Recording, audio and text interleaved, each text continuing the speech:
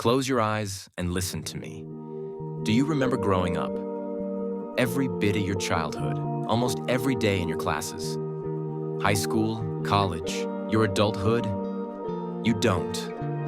One day, you simply look up, and time has already slipped through your fingers. It feels like minutes dissolve into hours, hours into days. And still, the years vanish, quietly, without a trace. How does something so vast, so relentless, go unnoticed? Why does it seem like it moves faster as we age? Yet we are always the one lost somewhere in between? Time does not just pass. It escapes, invisible and intangible. Yet it carves the contours of our lives, like sand through an hourglass. But not just falling, disappearing. 1. The illusion of compression, routine and repetition. Look back on a childhood summer. Most of us remember everything about them. Where did we go? How did we go there? What did we see there? Everything. It was endless. Days filled with discovery, first experiences, and new emotions. Now, adulthood repeat every day like a routine, feeling lost, fake, tensed, and even frustrating. We do the same like an echo in a cavern.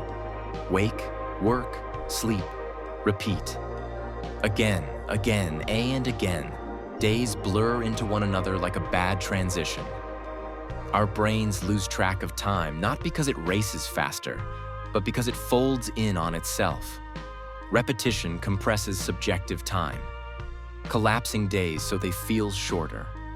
Have you ever watched your favorite movie or series and felt like, how did the movie finish so fast compared to the first time?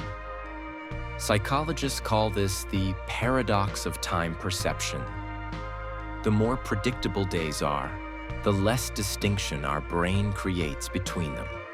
Without novelty, time becomes a single flattened plane. The autopilot mind takes over, running the same scripts.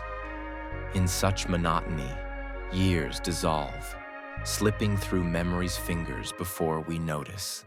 2 dots, the clock's inside. Episodic memory. What is a year? The turning of planets or something softer? The mind measures time not by calendars, but by emotion. Episodic memory is the mind's quilt. Each patch a story charged by feeling. The first love, first day at school, first date, the moment where you cried out of happiness. Almost every first things. Try to remember. We will surely remember most of the things. Not only these, mind remembers negative emotions which hit you strong more than a positive memory. The moments you felt most tensed, most feared, like a huge road accident which happened in front of your eyes. You will still remember everything even after 15 to 20 years, and even your first heartbreak. These moments glitter in a tapestry of gray. Without such intensity, years become like pages without print. No anchor, no context, only the sense that something happened. But you were not entirely there. There's something called chronostasis, a strange moment when you suddenly look at a clock and the second hand seems frozen. Time feels like it paused, not because it actually did, but because your brain needed time to catch up. It's an illusion, the mind filling in what it missed. But life itself, half-lived, becomes another kind of illusion. When you drift, not present, not absent, time is only motion, never habitation. 3. Narrative gaps and lost years. We crave story. The mind strings events together, seeking pattern and meaning. Milestones are punctuation marks in the narrative. Graduations, heartbreaks, departures, reunions. But there are years, sometimes with no chapters, no peaks, no turning points, only long monotone. These are narrative gaps, studied by psychologists who see lives derailed or paused. A period of illness, unemployment, pandemic isolation happened 2 to 3 years ago. Times that feel like a single stretched day. Okay, try to remember your lockdown period in 2020. We only remember fragments as we never explored things those days. When you look back, it is like leafing through a diary missing whole months. Memory absents itself. Identity flattens. Because we are not just the sum of our days. We are the sum of our changes. That's why brain fears major changes in life sometimes. You become a ghost to yourself, haunting a corridor with locked doors. 4. Digital life and time theft. Mobiles have changed our lives, changed our efforts affecting our mind. Infinite feeds, algorithms hungry for clicks, hungry for you to scroll endlessly. Each notification is a needle, a dopamine drop. You return again and again for something you cannot name, for some reason just wasting time. But each scroll deepens the digital fog. Psychology calls it the dopamine loop. Novelty with no meaning, fragmentation with no memory. Okay, after 1 to 2 hours of scrolling, try to remember every reel you have watched. Can you? Definitely. No, that's what I have told you before. Novelty, repetition reel after reel, just thumb movement again, and again. Small moments never gather into a memory. 10,000 micro-events can't build a single mosaic. Presence dissolves. This is why, in retrospect, screen years feel empty. You were there, but you were not here. The shadowed heart, regret, suppression, and the slow death of time. Not all that is lost is taken by routine or screens. Some years vanish because we refuse to feel.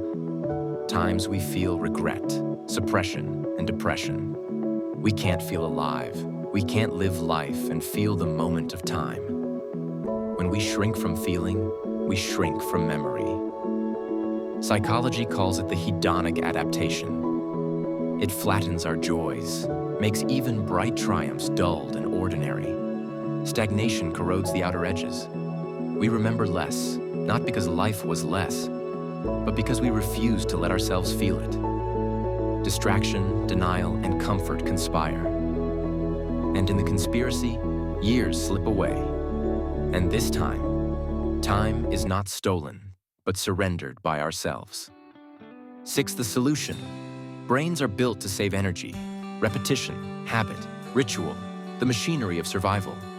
Experiences slide off, frictionless. Only routine remains. You pass through days like a shadow, moving, but untouched. A life spent in autopilot is a life half-lived. It is efficient, but a desert wants efficiency too. And still, nothing grows. But here's the truth. Time doesn't tell you. It's not gone.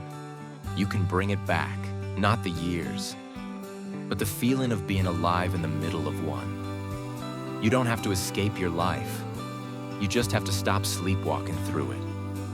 Start small. Take a different route home. As I already told you, brain feeds only change. Even it is small or big. Just change is enough. And changing something in our daily life is almost impossible.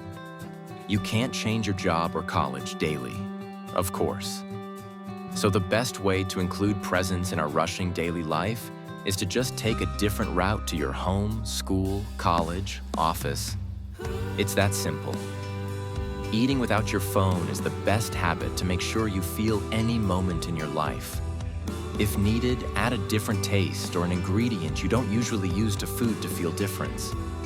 Write one line each night about what really happened that day. Not what you did, but what you felt. Or maintain a dairy at the end of your day before sleeping. These are only some practical and yet simple ways to live life instead of just feeling like existing. Time is not an enemy. It is an invitation. To stretch it, you do not need to break it. You only need to awaken, disrupt the pattern, seek the subtle terror of the unfamiliar, First steps, wrong turns, vulnerable moments. Let yourself feel sharply, even if it leaves a mark. Write. Walk in silence and notice shadows you've never seen. Turn off the world. Watch the slow dance of your mind as it begins to collect itself. By inviting presence, by courting discomfort, by resting in the strange, you plant memories that will anchor the years. Perhaps this is all we are promised, the choice to notice, to choose the world again and again as if it had never belonged to us before. Long silence, sunset over a crowded street, faces blurred and alive. Time isn't lost. You just live too quietly for it to notice you.